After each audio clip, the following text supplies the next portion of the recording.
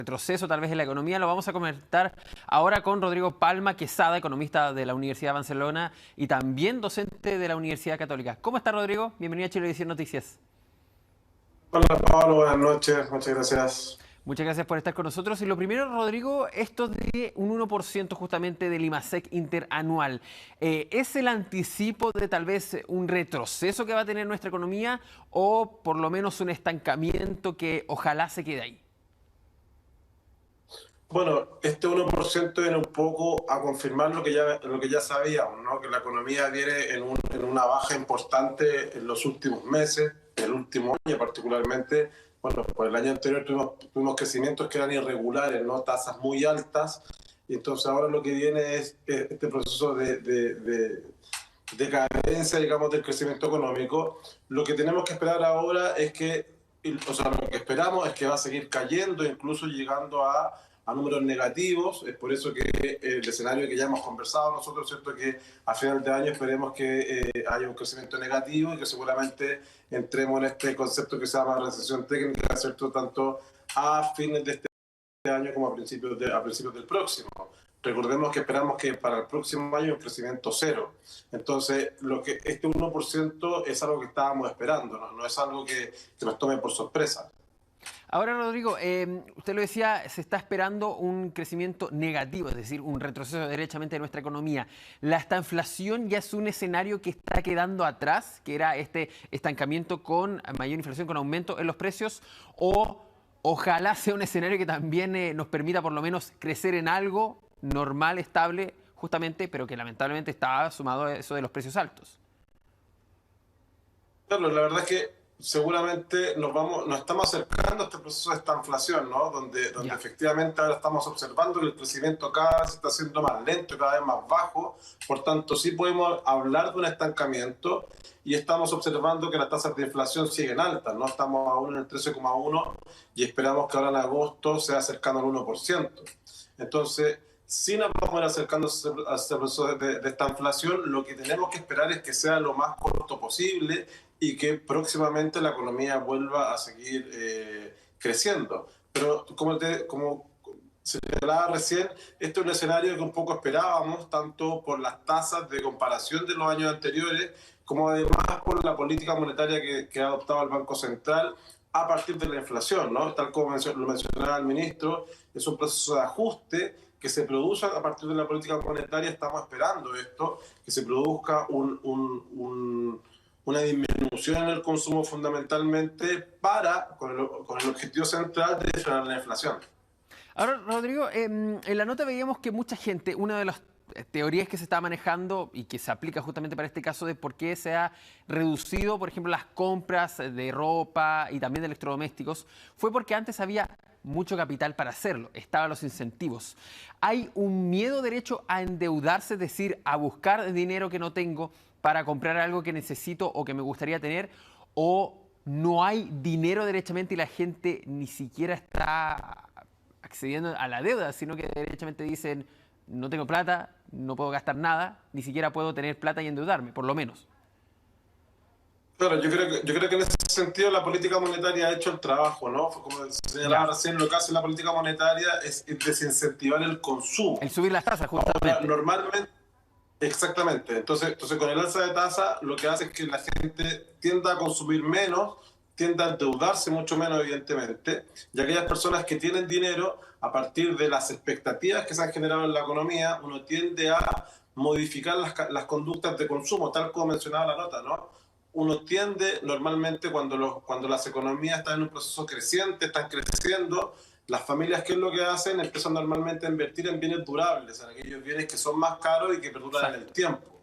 Por el contrario, en estos procesos, cuando vemos un proceso de decaimiento en la economía, observamos que las familias dejan de consumir eso y nos acercamos mucho más a los bienes de consumo más básicos.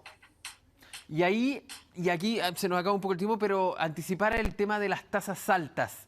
¿Podrán seguir subiendo y hasta cuándo se cree? Sí, bueno, el mercado espera que en la próxima reunión del Banco Central vuelva a haber un aumento de por lo menos 0,50 puntos base. en este caso de 50 puntos base. Es un poco lo que estamos esperando.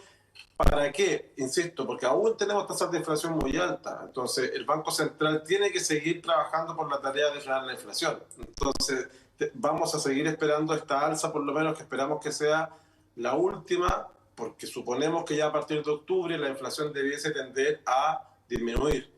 Eso es lo que estamos esperando. Ya, perfecto. Entonces, ese escenario justamente se podría dar. Hay que esperar a ver lo que sucede. Rodrigo, vamos a seguir conversando en el siguiente bloque con el tema de el ahorrar, invertir a corto plazo también, porque lo habíamos hablado también, y también con estas nuevas proyecciones que se hacen, porque esto está cambiando casi semana a semana o al menos mes a mes. Pero vamos a ir primero a una pausa y ya volvemos con más informaciones en Chile Visión Noticias Tarde, Chile Visión Noticias Cierre, miren, si que nos cambian los horarios a través de la señal de Pluto TV, cuando a esta hora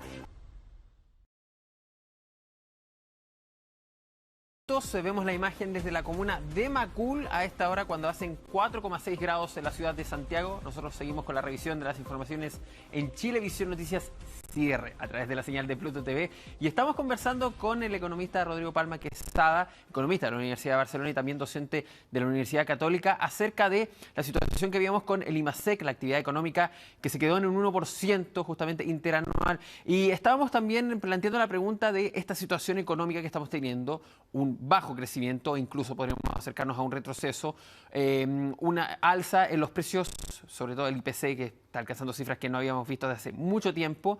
Y Rodrigo, ahí nace la pregunta, con esta economía no solo nacional, sino que también global, que está bastante turbulenta, ¿qué se puede hacer para las personas que puedan invertir, que puedan ahorrar? Porque el dinero con estos aumentos de precios se está devaluando finalmente en el banco.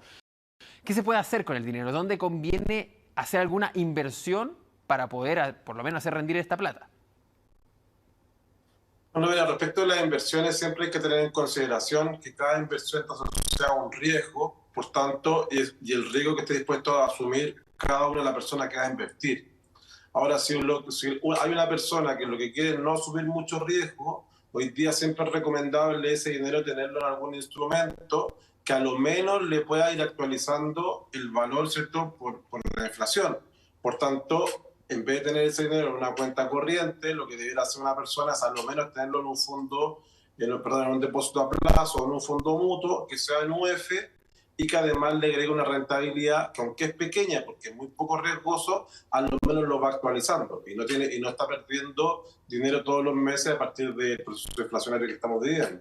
Y sobre todo eso es importante, las economías del mundo se están viendo afectadas, es decir, la colocación en, por ejemplo, instrumentos en el extranjero no conviene ahora porque Estados Unidos está en una situación igual o se está anticipando a lo que se podría venir con nosotros, con retrocesos justamente en su economía. Exactamente, Estados Unidos hoy día está en una inflación del 8,5 y ahora el 13 de septiembre vamos a conocer el dato del mes de agosto y se espera que suba en los últimos 12 meses a 8,7. Recordemos que el último mes esperábamos una cifra de inflación cercana al 8,7 también, pero tuvo un 0% durante el mes de julio. Si ahora fuese una noticia tan buena como la anterior, sería muy bueno, pero hoy día se espera que haya una cifra que nos lleve al 8,7% anual. Entonces, efectivamente, si eso se da, lo más seguro es que la Fed en este caso, el Banco Central de Estados Unidos, decida aumentar las tasas de interés y eso va a producir un efecto sobre nuestro dólar. Y además que ya se lo informó también a los bancos centrales con los que está alineado. Ya les informó que iba a haber aumentos de tasas, entonces la situación se va a dar. Y ahí, Rodrigo, a ver, lo habíamos conversado con el tema que había sucedido en Estados Unidos. Ellos ya tuvieron un retroceso en su economía y por ende ya se hablaba de una recesión técnica. En Chile todavía no sucede eso porque no tenemos este retroceso. Y también usted nos había comentado que la recesión depende también de otros temas, por ejemplo, el empleo. ¿Qué se ve en el escenario del empleo, sobre todo cuando se conoció que a los jóvenes aún les está costando más ingresar justamente al mercado laboral? ¿Podría haber una disminución del empleo o las cifras mantenerse en no van a crecer más los puestos de trabajo justamente, no va a haber más desempleo tampoco, un estancamiento justamente en la generación de empleo en nuestro país? Sí, efectivamente los últimos datos de desempleo son un poco preocupantes, ¿no? Porque lo que observamos, si bien es cierto, aún no observamos un aumento en el desempleo, sí lo que estamos observando es que el crecimiento del empleo está creciendo a tasas menores. Por tanto, lo que estamos observando es que efectivamente se está produciendo una desaceleración en la generación de puestos de trabajo. Y si a esto acompañamos que en la crisis real, nuestra economía está recién disminuyendo su velocidad de crecimiento, porque si bien es cierto, este mes crecimos bastante poco, pero crecimos 1%, y esperamos que para los próximos meses tengamos seguramente cifras negativas. La verdad es que no sería extraño, ¿cierto?, que seguramente las tasas de desempleo empiecen a aumentar seguramente para finales de año. Y ahí sí que estamos en un escenario bastante más complejo, pero insisto, del cual esperemos que podamos salir más o menos pronto. Lo fundamental acá es esperar las noticias de la inflación. Como te decía anteriormente, esperemos que la inflación siga creciendo hasta octubre y que ya en octubre podamos observar cifras descendentes y ya a partir de eso empezar un poco a relajar las medidas contractivas de la economía. Porque lamentablemente, en la medida que intentamos frenar la inflación, ¿esto qué es lo que produce? Produce un aumento en el desempleo. Y esto es lo que estamos observando hoy día, ¿no?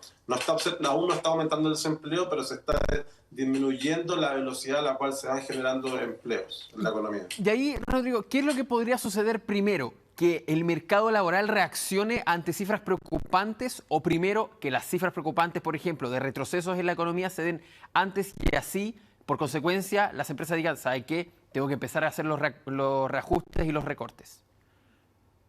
Lo normal es que las empresas empiecen a ajustar antes, ¿no? Ya. Normalmente el mercado funciona a base de expectativas y como las expectativas no están siendo muy buenas, normalmente hoy día las empresas están siendo más reticentes a la contratación y muchas veces cuando empiezan a observar que están disminuyendo sus ventas, para no tener problemas en el largo plazo, lo que empiezan a hacer un poco a flexibilizar. ¿Y de qué manera flexibilizan más rápido? Ajustando con la mano de obra, es decir, generando despidos de personas o disminuyendo la generación de empleos. Ya, eso es muy importante porque también a quienes tal vez no están muy metidos en la economía, les ayuda a ver las ciertas señales para también entender lo que les está sucediendo en este escenario económico en nuestro país. Rodrigo, el tema de las familias, muy importante. Lo hemos hablado, que el consejo que siempre se hace es gastar en lo que se necesita justamente, en lo mínimo. Pero ¿qué se puede calificar como lo mínimo dentro de una familia chilena? El dividendo, por ejemplo, el arriendo tal vez, ahora que muchas personas están arrendando porque no pueden tener la casa propia, la comida, ¿dónde se tienen que evitar los gastos también? Pero mira, cuando hablamos de ese tipo de situaciones, evidentemente que todo va a depender del tipo de familia que sea, pero sí como estándar podemos observar que normalmente uno debe fijarse en aquellos gastos que son evitables, un poco los que hablábamos anteriormente, evitar en estos momentos comprar bienes que son durables, refrigeradores grandes, cambiar el vehículo, ¿cierto? Cosas que van a permanecer durante más de un año en el hogar y que normalmente uno se tiene que endeudar para adquirirlo.